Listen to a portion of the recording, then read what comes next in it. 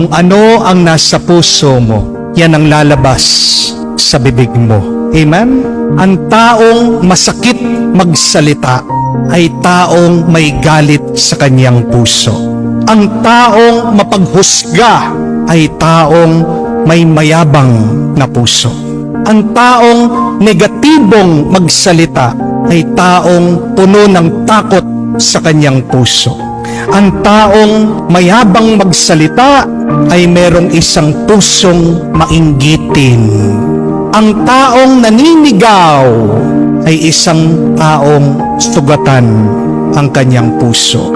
Ang taong palamura ay isang taong may maruming puso. Ang taong mapaglait sa iba ay isang taong may mapait na puso.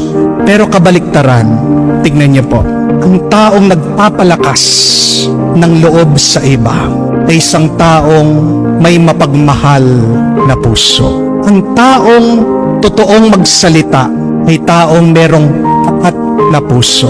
Ang taong mahinahon magsalita ay isang taong mapagmahal. Natanong mo na ba sa iyong sarili, anong klase ang iyong puso? Ano ang meron sa iyong puso?